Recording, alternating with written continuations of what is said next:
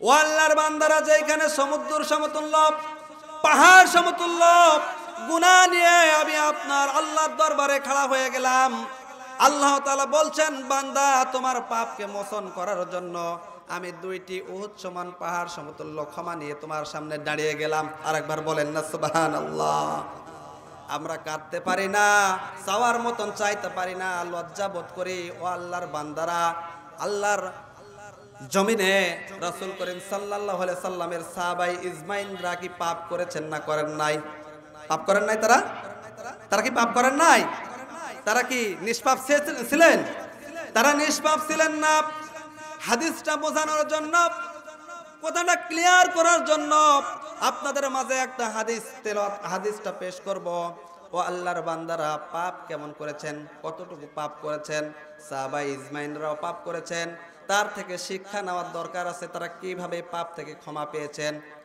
পাপ যদি আপনি করে থাকেন, এই পাপটা যদি আপনার কাছে এতটাই হয়ে থাকে, পাপে করতে করতে পাপের পাহাড় সমতুল্য আপনি গুনাহ করে ফেলে দিয়েছেন, এই পাপটাকে মোচন করার জন্য মহান আল্লাহ তাআলা বলতেছেন, বান্দা তুমি নিরাশ হয়ে না, যতখানি পাপ করো না কেন, পাপ যতটুকুই করো না কেন, আমার কাছে তুমি স্যালেন্ডার হয়ে যাও। আমি আল্লাহ তাআলা আছি তোমার জন্য ওই সমস্ত পাপগুলো মোচন করে দেওয়ার জন্য। বলেন না একবার সুবহানাল্লাহ। পাপ যদি না করে কোনো বান্দা, আল্লাহ তাআলার দরবারে যাবে না। পাপ যদি ওই বান্দা না করে, কোনো সময়ের জন্য তার তাকওয়াকে ভয় করবে না। পাপ যদি না করে, ওই বান্দা কোনো সময় দান সদকা করবে না। কথা বলেন ঠিক কিনা? যদিও পাপ করে, সেই বান্দা পাপ করার জন্য, মোচন করার জন্য আল্লাহ তাআলার ঘর আছে না নাই? জোরে বলেন, আছে না নাই? অবশ্যই আছে। পাপ আপনাকে অক্টোপাসের মতন চারিদিক থেকে পাকড়াও করে ফেলে দিবেন। পাপ যদিও আপনি করে ফেলে দিয়েছেন, পাপ করার পরে আপনি মোচন করবেন কিভাবে? সাহাবায়ে ইজমাইনদের যুগ থেকে, জামানা থেকে আমরা খুলে নিচ্ছি।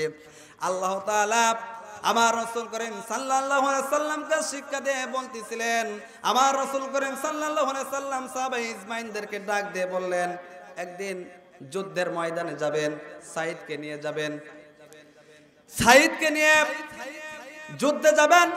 এমতো অবস্থায় সাঈদের বাড়িতে কোনো পুরুষ লোক ছিল না।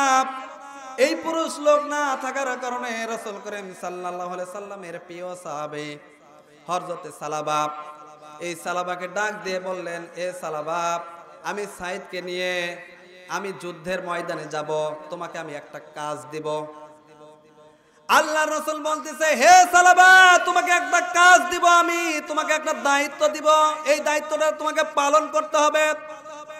ও আল্লাহর বান্দারা, সংক্ষিপ্ত আকারে বলতেছে, যেখানে মহান রাসূল করিম সাল্লাল্লাহু আলাইহি সাল্লাম ডাক দিয়ে ওই সাহাবাকে ডাক দিলেন, সাঈদকে নিয়ে যাবেন, যুদ্ধের ময়দানে যাবেন, আর সালামাকে বলতেছেন, তোমাকে একটা দায়িত্ব দিব, এই দায়িত্বটা পালন করতে হবে। আল্লাহর রাসূলকে সালামা বলতেছেন, হে আল্লাহর রাসূল, কি এমন দায়িত্ব দিবেন? আল্লাহর রাসূল বলতেছে, হে সালাবা, আমার সাঈদকে নিয়ে আমি যুদ্ধের ময়দানে যাব, তার বাড়িতে কোনো পুরুষ লোক নাই, ওর বাড়িতে যদি কোনো বাজার খাজার লাগে, যদি কোনো সরঞ্জাম লাগে, তোমাকে দায়িত্ব দিয়ে গেলাম, আমরা না আসা পর্যন্ত এই দায়িত্বটা পালন করতে হবে। এই দায়িত্বটা তোমাকে দিয়ে দিলাম। হযরত সালাবার দেরি করলেন না, আল্লাহর রাসূলকে বলতেছেন, আল্লাহর রাসূল, আপনি যখন বলেছেন, ইনশাআল্লাহ আল্লাহর রাস্তে আপনার এই দায়িত্বটা আমি ঠিকঠাক ভাবে পালন করব। বলেন না একবার সুবহানাল্লাহ। এখনকার জামানায় আমাদেরকে যদি কোনো দায়িত্ব দেওয়া হয়, এই দায়িত্ব কি আমরা করতে পারি? ঠিকঠাক মতন পালন করতে পারি? বলেন, পারি না। আমাদেরকে দায়িত্ব দেওয়া হয়, কিন্তু ওই দায়িত্বটা পালন করতে পারি না। সম্মানিত মুসল্লিবৃন্দ, হযরতে সালামাকে দায়িত্ব দেওয়া হয়ে গেছে। হযরতে সালামা একদিন দুই দিন চলে যায়, আমার রাসূল করিম সাল্লাল্লাহু আলাইহি সাল্লাম সাঈদকে নিয়ে যুদ্ধের ময়দানে চলে গেলেন। একদিন দুই দিন তিন দিন হয়ে গেল, চলে গেল, কয়েকটা দিন পার হয়ে চলে যায়। যখন হযরতে সালামা একদিন চিন্তা করে দেখলো, রে আহারে, আমার রাসূল করিম সাল্লাল্লাহু আলাইহি সাল্লাম আমাকে দায়িত্ব দিয়েছেন, এখন আমি হযরতে সাঈদের বাড়িতে একটু যাই, জিজ্ঞাসা করি, একটু পরামর্শ নিই, একটু খোঁজ খবর নিই। খোঁজ খবর নেওয়ার জন্য হযরতে সালামা চলে গেলেন হযরতে সাঈদের বাড়িতে। বাড়িতে যাওয়ার পরে বাড়িতে ডাক দিলেন, ডাক দেওয়ার পরে সালাম দিলেন, আসসালামু আলাইকুম আহলিল বাইত। বাইতে সালাম দিলেন, সালাম দেওয়ার পরে উত্তর দিলেন, জবাব দিয়েছেন। জবাব দেওয়ার পর তার স্ত্রী, সাঈদের স্ত্রী বের হয়ে এসেছেন। ও আল্লাহর বান্দারা, হযরতে সালামা ডাক দেওয়ার পরে এমতো অবস্থায় হযরতে সালাবার ভিতরে এমন একটা আকৃষ্ট চলে এসেছে, এমন একটা লালসা চলে এসেছে, শয়তানের দাগায় পড়ে গেছে। শয়তানের দাগায় পড়ার সঙ্গে সঙ্গে হযরতে সালাবা হযরতে সাইদের স্ত্রীর হাতটা, বাম হাতটা খপ করে চেপে ধরেছে। বাম হাতটা যখন খপ করে চেপে ধরেছে, হযরতে সাইদের স্ত্রী বলতেছেন, হে সালাবা, তুমি কি করতেছো? তুমি কি জানো তুমি কোথায় হাত দিয়েছো? তোমাকে না একজন শ্রেষ্ঠ সাহাবী হিসেবে গণ্য করেছেন মহান আল্লাহ তাআলা। রাসূল করিম সাল্লাল্লাহু আলাইহি সাল্লাম তোমাকে শ্রেষ্ঠ হিসেবে গণ্য করেছে। তুমি শ্রেষ্ঠ সাহাবীদের মধ্যে একজন, আর তুমি কি কাজ করতেছো? তুমি কি কাজ করতে যাচ্ছ? সালাবা, তোমার কি হোশ আছে? সঙ্গে সঙ্গে সালাবা অবাক হয়ে গেছেন। ও আল্লাহর বান্দারা, দেখেন এখানে হযরতে সালাবা হাত ধরেছে। হাত ধরার সঙ্গে সঙ্গে হযরতে সাইদের স্ত্রী তাকে সাবধান করে দেওয়ার সঙ্গে সঙ্গে হযরতে সালাবা তার হাতটা ছেড়ে দিয়েছেন। হাতটা ছেড়ে দেওয়ার সঙ্গে সঙ্গে সালাবা এক মুহূর্ত দেরি করেন নাই। সরবানি আল্লাহু আকবার। এখন আমাদের জামানায় যদি হয়, তাহলে যদি কোনো বাড়িতে যাওয়া হয় আর বাড়িতে যাওয়ার সঙ্গে সঙ্গে একটা কথাবার্তা করে, আলোচনা করে, তাহলে ওপর থেকে দেখেন, সাইড থেকে আরেকজন যদি লোক দেখে, দেখার পরে বলবে কি জানেন? বলবে, দেখ ওদের ভিতর কিছু না হয়ে আছে। কথা বলেন ঠিক কিনা? সমালোচনা শুরু হয়ে যায় না? সমালোচনা শুরু হয়, কিন্তু দেখে না যে আসলে এই সমালোচনাটা আমার কত দূর বেড়ে যাচ্ছে। আসলে ও সমালোচনা ভালো করতেছে না খারাপ করতেছে, এটা আমাদের যাচাই করার দরকার আছে না নাই? দূর থেকে সমালোচনা করা যাবে? কথা বলেন, করা যাবে? দূর থেকে কোনো সমালোচনা করা যাবে না। ও আল্লাহর বান্দারা, হযরতে সালাবা শুধু হাতটাই ধরেছে, আর কিছু করেন নাই। তিনি জেনাও করতে যায় নাই, শুধু হাতটা ধরার পরে তিনি লাঞ্ছিত হয়ে গেলেন। লাঞ্ছিত হওয়ার পরে অপমানিত হয়ে গেলেন, মুখটা মলিন হয়ে গেল। যখনই হযরতে সাইদের স্ত্রী তাকে পথভ্রষ্ট থেকে উঠিয়ে নিয়ে আসলেন, যখনই সাবধান করে দিলেন, এমতো অবস্থায় হযরতে সালাবার কে বললেন, হে সালাবা, তুমি যে কাজ করেছো, তোমাকে যে দায়িত্ব দেওয়া হয়েছিল, এই দায়িত্বটা তুমি নষ্ট করে দিয়েছো। তোমার নামে আমি আল্লাহর দরবারে মামলা দায়ের করব। ও সালাবা, এমন কি আমার রাসূল করিম সাল্লাল্লাহু আলাইহি সাল্লামকে আমি জানাবো। ও সালাবা, তোমাকে যে দায়িত্ব দেওয়া হয়েছে, এই দায়িত্ব তুমি ঠিকঠাক মতন পালন করোনি রে সালাবা। তুমি যে দায়িত্ব ভঙ্গ করলা, আমার নবী করিম সাল্লাল্লাহু আলাইহি সাল্লাম ফিরে আসার সঙ্গে সঙ্গে তার দরবারে তোমার জন্য মামলা দায়ের করব। সঙ্গে সঙ্গে হযরতে সালাবা আর দেরি করতে পারলেন না, একদম চলে গেলেন পাহাড়ের কিনারায়। পাহাড়ের কিনারায় যে পড়ে গেলেন, সেজদার ভিতরে পড়ে গেছেন। এমতো অবস্থায় আমার রাসূল করিম সাল্লাল্লাহু আলাইহি সাল্লাম জিহাদের ময়দান থেকে ফিরে এসেছেন। ফিরে আসার পরে সাইদ তখন বাড়িতে চলে আসলেন, স্ত্রীর সাথে সাক্ষাৎ করলেন। স্ত্রী তখন বলতেছেন, হে প্রাণের স্বামী, আপনি যাকে দায়িত্ব দিয়ে গেছেন, এই দায়িত্বটা তিনি পথভ্রষ্ট করেছেন। এই সালাবা, হযরতে সালাবা আমার হাতটা চেপে ধরেছেন। তারপরে কি করেছেন? হযরতে সাইদ বলতেছে, হে প্রাণের স্ত্রী, আর কোনো কিছু করেছে নাকি? হযরতে সাইদার স্ত্রী বলতেছে, হে প্রাণের স্বামী, শুধু হাতটাই ধরেছে। তিনি পথভ্রষ্ট হয়ে যেতে চেয়েছিল, কিন্তু আমি তাকে ফিরিয়ে নিয়ে এসেছি। তিনি লজ্জায় আর কাউকে মুখ না দেখিয়ে এখান থেকে পাহাড়ের দিকে চলে গেছে। বলেন না আরেকবার আল্লাহু আকবার, আরো জোরে বলে আল্লাহু আকবার। সঙ্গে সঙ্গে হযরতে সাইদ বলতেছে, ও প্রাণের স্বামী, যেহেতু সালাবা তার ভুলটা বুঝতে পেরেছে, যেহেতু তুমি ক্ষমা করে দাও, আমি সাইদ তাকে ক্ষমা করে দিলাম। সঙ্গে সঙ্গে হযরতে সাইদটাও ক্ষমা করে দিয়েছেন। বলেন না একবার সুবহানাল্লাহ। এই কথাটা কানাকানি হয়ে গেছে, রাসূল করিম সাল্লাল্লাহু আলাইহি সাল্লাম পর্যন্ত পৌঁছে গেছে। আল্লাহ রাসূল ডাক দিয়ে বলতেছেন, হে সাহাবারা, তোমরা আসো। যেহেতু হযরতে সালাবাকে আমি দায়িত্ব দিয়েছিলাম, কিন্তু দায়িত্বটা সালাবা পূরণ করতে পারেন নাই। তোমরা যদিও তাকে ক্ষমা করতে পারো, কিন্তু আমি আল্লাহর রাসূল, আমি তাকে কোনো ক্ষমা করতে চাই না। আরো জোরে বলি আল্লাহু আকবার। সম্মানিত মুসল্লিবৃন্দ, হযরতে সালাবাকে ক্ষমা করলেন না। হযরতে সালাবা চলে গেছেন, ওই যে পাহাড়ের ভিতরে ঢুকে গেছেন, কোথায় খোঁজ খবর করে পাওয়া যায় না। হযরতে সালাবার একদিন, 2 দিন, 3 দিন চলে গেল। এমতো অবস্থায় আল্লাহ তাআলার পক্ষ থেকে রাসূল করিম সাল্লাল্লাহু আলাইহি সাল্লামকে জানানো হচ্ছে, হে আল্লাহর রাসূল, হে আমার বন্ধু, আমার সালাবাকে আমি পান থেকে ক্ষমা করে দিয়েছি। বলেন না একবার সুবহানাল্লাহ।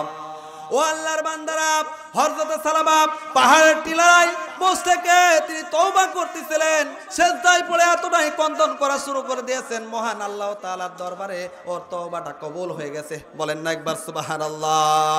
তওবাটা এতটাই কবুল হয়ে গেছেন, তওবাটা কবুল হয়ে যাওয়ার পরে হযরতে সাহাবা যখন ক্ষমাটা মোচন হয়ে গেছে আল্লাহ রাসূলকে জানিয়ে দেওয়া হয়েছে। আল্লাহ রাসূল বলতেছেন, হে সাহাবারা তোমরা কোথায় আছো? এ সাহাবারে, পানের সাহাবারা এদিকে আসো।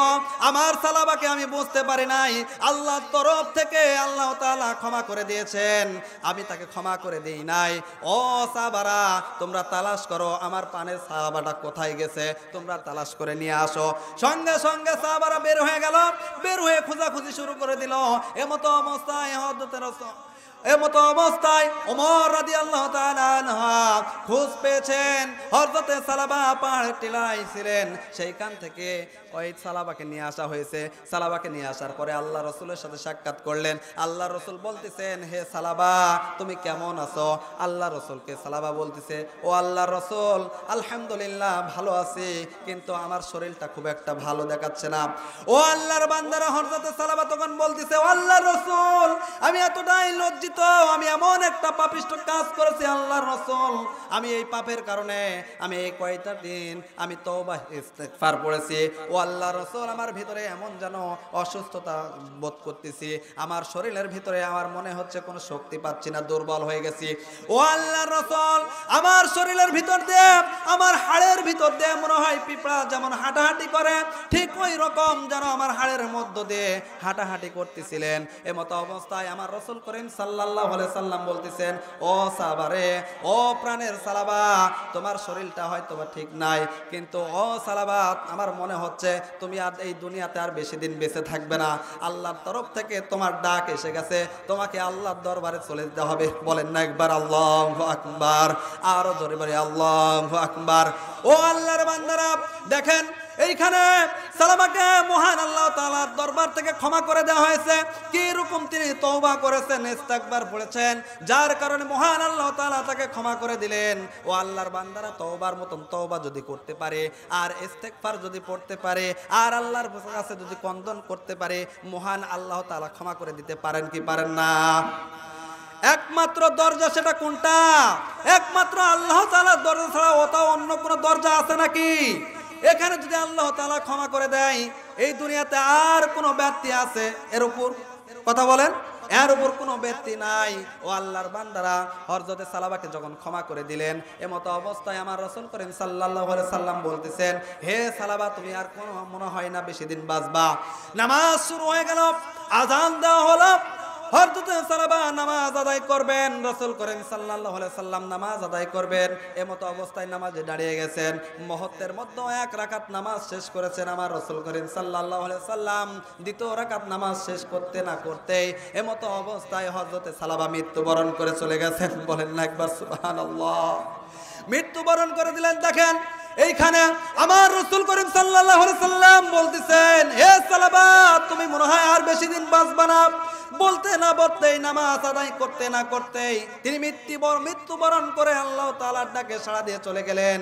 হযরতে সালাবা যখন চলে গেলেন, রাসূল করিম সাল্লাল্লাহু আলাইহি সাল্লাম বলতেছেন, হে সাহাবারে আমার প্রাণের সালাবা আজকে দুনিয়া থেকে বিদায় নিয়ে চলে গেল, আর তার জানাজার আমি আল্লাহ তাআলার রাসূল, আমি তার জানাজা করাবো, তোমরা গোসল টোসল করো, দাফন কাফন করে নাও।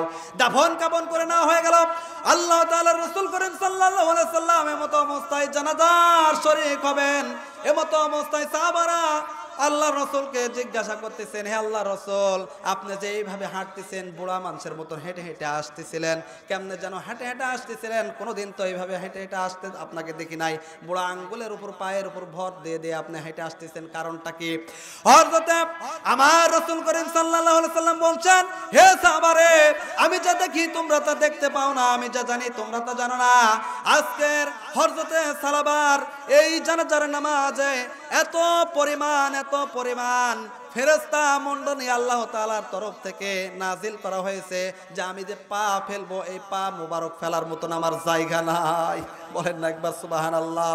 ও সাহাবারা রে, আজকে তোমরা শুধু না, আল্লাহ তাআলা আমার এই পানের সালাবার উপরে এতটাই খুশি হয়ে গেছেন, এতটাই তিনি ভক্ত হয়ে গেছেন, এতটাই তিনি এই যে তওবা করেছেন, এই তওবার কারণে মহান আল্লাহ তাআলা খুশি হওয়ার কারণে পৃথিবীর ভিতরে আল্লাহর আরশ থেকে শত শত ফেরেশতা নাজিল করে দিয়েছেন। বলেন না একবার সুবহানাল্লাহ। ও বান্দারা, কোথায় আছি আমরা? আমরা মনে করি যে পাপ করেছি, এই পাপ মনে হয় আমাদের ক্ষমা হবে না। ভুল কথা বাপজানেরা আমার, যেই পাপ করি না কেন, আসুন আমরা পাপের জন্য ক্ষমা চেয়ে নিব। আল্লাহ তাআলা ইনশাল্লাহ আমাদের যেই পাপ করি না কেন সেই পাপের ক্ষমা ইনশাল্লাহ করে দেবেন। আল্লাহ তাআলা যেন আমাদেরকে এই পাপ নিয়ে আল্লাহ তাআলার দরবারে ক্ষমা চাওয়ার জন্য তৌফিক দান করুন। সকলে বলি আমিন। সম্মানিত হাজিরিন, আমি বলছিলাম যে পাপ, এই পাপ থেকে বাঁচার একটাই উপায়, সেটা হচ্ছে তওবা। 2 নম্বর হচ্ছে দান করা। আমরা তো এই মজলিসে বসেছি, দান সদকা করি। আর সদকাতুল তারাদ্দুল বালা, আল্লাহ তাআলা বলছেন যে বান্দা আমার রাস্তায় দান সদকা করবে, আমি তার বালা মুসিবত দূর করে দেবো। বলেন না একবার সুবহানাল্লাহ। আমরা কি ওই পরিমাণে দান করতে পারি? পারি না। আমরা দান করতে চাই না। আসলে দান করবে মহান আল্লাহ তাআলা নিজে খুশি হন, এবং ওই যে ব্যক্তিটা দান করলো সেই ব্যক্তিকেও খুশি করে দেন। আরেকবার বলি না সুবহানাল্লাহ। সম্মানিত মুসল্লিবৃন্দ, দান করলে দান কমে না, দান বৃদ্ধি হয়। কথা বলেন ঠিক কিনা? এর জন্য আমাদেরকে দান করতে হবে বেশি বেশি করে। কুরআনুল কারিমে যেখানে 82 বার বললেন ওয়াকিমুস সালাত ওয়া আতুজ যাকাত, ও বান্দারা তোমরা সালাত কায়েম করো এবং যাকাত দাও।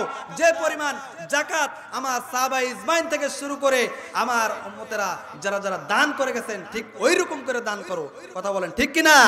সম্মানিত মুসল্লিবৃন্দ, আমার রাসূল করিম সাল্লাল্লাহু আলাইহি সাল্লামের সাহাবা ইজমাইনরা দান করেছেন না করেন নাই? কথা বলেন, করেছেন না করেন নাই? দান করতে হবে এইভাবে, যেইভাবে দান করলে আল্লাহ তাআলা রাজি খুশি হয়। যেভাবে সাহাবীরা দান করেছেন সেইভাবে দান করতে হবে। সম্মানিত হাজিরিন, এই দান সম্পর্কে একটা হাদিস শোনা যাবে কি যাবে না? যাবে। কথা বলেন ইনশাল্লাহ। আজকের এই দানের সম্পর্কে একটি আপনাদের কথা বলবো। এই দানটা কি পরিমাণে আমাদেরকে করতে হবে, আর কি পরিমাণ দান করলে মহান আল্লাহ তাআলা আমাদের আমলনামায় সওয়াব দিবে, এটা আমাদের জানার দরকার আছে না নাই? অবশ্যই দরকার আছে। সম্মানিত হাজিরিন, দান করতে হবে। এই দানের কথা শুনলে অনেকের পকেট চুলকায়, অনেকে উঠা যাওয়ার মনে করে, যে মনে হয় এখনই হুজুর পাকড়ে ধরবে। আচ্ছা, আল্লাহর কি কোনো টাকা পড়ছে? আল্লাহর টাকা পড়েছে আপনার পকেট থেকে টাকা বের করে নেওয়ার কোনো দরকার আছে? কোনো দরকার নেই। কিন্তু যখনই দানের কথা হয়, দেখি বিশেষ করে প্যান্ডেল থেকে অনেক লোক উঠে চলে যায়। ও আল্লাহর বান্দারা, দান করলে কমে না, দান বৃদ্ধি হয়। বলেন না একবার সুবহানাল্লাহ। এই যে দান আপনি করবেন, এই দানের বিনিময়ে এই দানটা এত পরিমাণ আল্লাহ তাআলা বৃদ্ধি করে যায়। যদি কোনো বান্দা 1 টাকা দান করে, তার আমলনামায় 1 টাকার বিনিময়ে 10 টাকার সওয়াব দেয়। বলেন না একবার সুবহানাল্লাহ। তার 10 গুণ বৃদ্ধি করে দেয়। এই দানটা আমরা করতে চাই না। মনে করে যে আমাদের এই যতগুলো সম্পদ আছে, অর্থ আছে, এগুলো আমরা কবরের ভিতরে নিয়ে যাব। এই কবরের ভিতর মনে হয় নিয়ে যে মুনকার নাকির আছে না, 2 জন মুনকার নাকির আসবে, তাই না? সওয়ালের জবাব করতে আসবে না? আসবে না? আসার পরে তাকে মনে হয় ঘুষ দিব। কি করব? ঘুষ দিব। মনে করি যে আমরা এই মুনকার নাকিরকে ঘুষ দেওয়ার জন্য টাকাগুলো করে রেখেছি। আল্লাহ তাআলা আমাদেরকে দিয়েছেন, এই টাকা আমরা নষ্ট করব না, কবরের ভিতর নিয়ে যাব। আপনারা কি নিয়ে যেতে পারবেন? আল্লাহর টাকা পড়ে নাই। আপনার টাকা আপনার পকেটে থাক, লাগবে না। আপনি যখন মারা যাবেন, ওই টাকা পয়সাগুলো বস্তা ভরে কবরের ভিতর দিয়ে দিব। যখন মুনকার নাকির প্রশ্ন করবে, তখন আপনি থলে থেকে বাইর করে ঘুষ দিবেন। পারবেন না? আপনার এই আয়ে যতগুলো অর্থ সম্পদ করছেন না এই দুনিয়াতে, এই অর্থ সম্পদগুলো এক সময় আপনার এই কবরের ভিতরে সাপ বিচ্ছু করে ওই কবরের ভিতরে পাঠানো হবে। বলেন না একবার নাউজুবিল্লাহ। কি সাহাবা ছিলেন, তারা কি দান করেছেন, কি পরিমাণ দান করেছেন। আমরা কি দান করতে পারি? আমরা ওই রকম দান করতে পারি না। আমরা মনে করি যে আমার 20 মণ ধানের থেকে 1 মণ ধান যদি বের করে দিয়ে দিই, আমার 19 মণ থাকবে, আমার আর ধান কমে গেল, বাড়বে না। এটা আমরা মনে করি, এটাই আমাদের তাকওয়া, এটাই আমরা মনে করি। কথা বলেন ঠিক কিনা? ভাবজানেরা আমার, আসুন আপনি দান করেন, আপনারা দান করেন, দান করার মতন দান করবেন, চাওয়ার মতন চাইবেন। ইনশাআল্লাহ আল্লাহ তাআলা আপনাদেরকে এই দানের বিনিময়ে আল্লাহ তাআলা অধিক পরিমাণ সওয়াব দিবেন। বলেন না একবার সুবহানাল্লাহ। আল্লাহ তাআলা যেন আমাদেরকে সম্মানিত মুসল্লিবৃন্দ যেহেতু